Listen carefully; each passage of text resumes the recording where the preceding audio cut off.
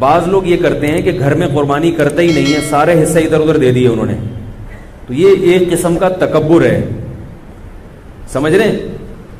ठीक है, सदक़े की अपनी अहमियत है, मगर जब अल्लाह की तरफ से ज़ियाफ़त है तो उसको खाना चाहिए। देखो इन 3 दिनों में 4 दिनों में रोज़ा रखना हराम है। क्यों हराम है? क्योंकि रोज़ा रख के आप गोश्त नहीं खा सकते कुर्बानी का, रात को हालांकि खा भी सकते हैं, मगर ये कि जैसे आम दिनों में खाने की रूटीन है वो नहीं कर सकते आप। तो इसका मतलब पता चलता है कि जब अल्लाह ताला की तरफ से एक चीज़ की ज़ियाफ़त है तो उस ज़ियाफ़त का इनकार नहीं करना चाहिए, ये तकब्बुर है।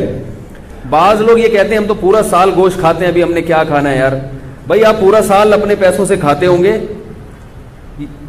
देखो हम पूरा साल पानी पीते हैं ना, लेकिन मक्का जब जाते हैं और जमजम पिए बगैर वापस आ जाएं तो ये बहुत बड़ी हमाकत है या नहीं है?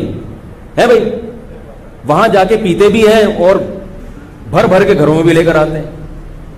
क्यों लेकर आते हैं? इसलिए कि वो पानी और इस पानी में फर्क है। वो पानी पिलाने वाला कौन है?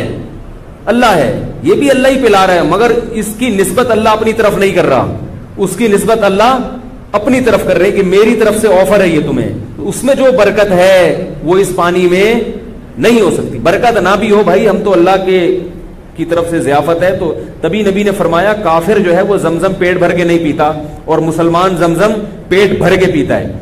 काफिर इतना पिएगा जितने जरूरत होगी, कहेगा प्यास खत्म हो गई अब क्या। मुसलमान कहता नहीं भाई और पीऊंगा, पेट भर के पीऊंगा मैं, अल्लाह पिला रहा है। नहीं यार मेरा ख्याल है बात समझ। तो इसी तरह आप सारा साल टिक्के भी खाते हैं, हमें पता है आप खाते हैं, कोफ्ते भी खाते हैं, कबाब भी खाते हैं, वो आप खाते हैं, वो कसाई आपको जो दे रहा है, इस गोश्त की निस्बत किसकी तरफ है? अल्लाह की तरफ। नबी सल्लल्लाहु अलैहि वसल्लम ने 63 ऊंट अपने हाथ से नहर किए और सब में से थोड़ा थोड़ा चखाया आपने।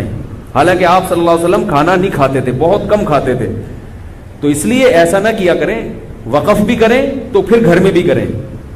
अगर आपने सदक़े की कुर्बानी करनी है तो फिर एक हिस्सा सदका कर दें और एक हिस्सा, मतलब कि घर में गोश्त आना चाहिए, कहने का मकसद है थोड़ा आए ज्यादा आए, घर में बहरहाल आना चाहिए। फिर बेशक गरीबों का भी हक है, गरीबों के लिए जो मालदार लोग होते हैं वो ज्यादा कुर्बानी करते हैं कि भाई इतने हिस्से गरीबों में बांट देंगे और एक आध हिस्सा घर के लिए रख लें। तो घर में कुछ ना कुछ गोश्त लाजमी आना चाहिए, समझ रहे हो? दूसरा मसला, फुक़हा ने लिखा है कि जो गरीब आदमी हो या उसके अहलो अयाल ज्यादा हो, उसके लिए अफजल ये है कि वो सदका ना करे कुर्बानी का गोश्त। नहीं यार मेरा ख्याल है पास है, क्योंकि अल्लाह की तरफ से ज़ियाफ़त है। तो जब आप गरीब हैं, आप पूरा साल गोश्त नहीं खा सकते थे, तो बच्चों का हक, बीवी बच्चों का हक पहले।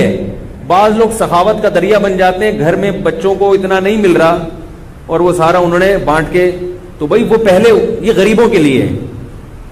मेरा ख्याल है हमारे यहाँ अल्लाह का शुक्र है कोई ऐसा गरीब है नहीं, लेकिन अगर कोई बैठा हुआ हो तो उसके लिए बता रहा हूँ।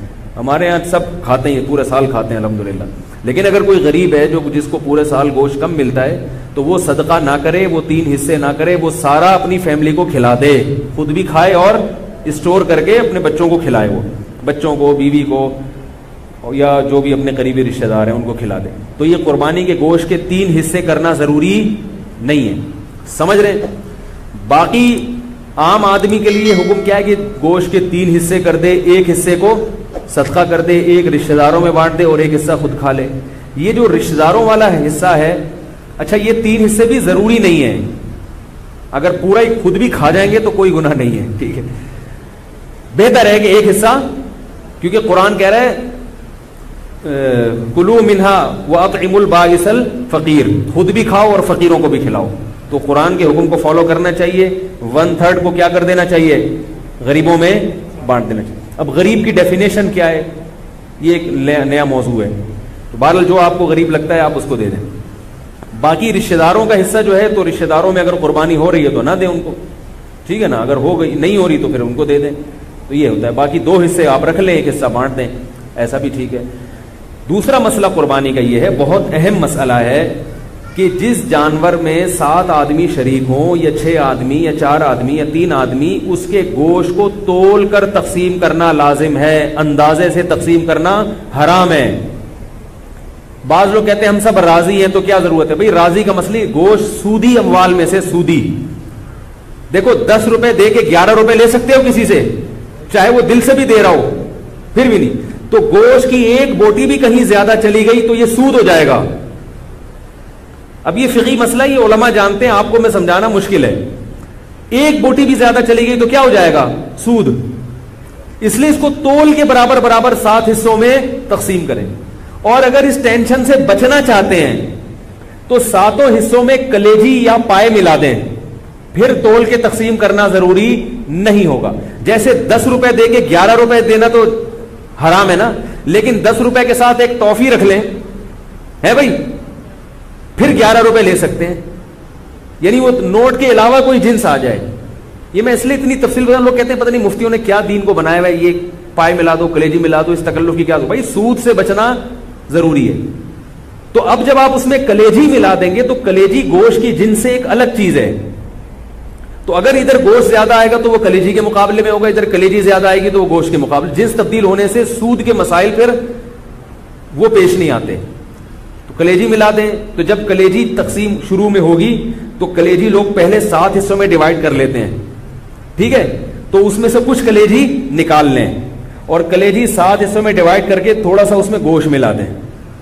कलेजी में गोश्त मिल जाएगा और गोश्त में कलेजी। वो एक हीरोइन सी बैठा होता ना पाइप के मुंह में, पाइप होते हैं ना बरसाती नाले, उसके अंदर हीरोइन सी बैठ के हीरोइन पी रहा था, कह रहा है मैं पाइप के मुंह में हूं और मेरे मुंह में पाइप है। उसको बड़ा इंजॉय कर रहा था इससे वो। तो आप जब कलेजी में गोश्त मिलाएंगे और गोश्त में कलेजी मिलाएंगे तो इसको क्या करेंगे? आप इंजॉय करेंगे, ठीक है।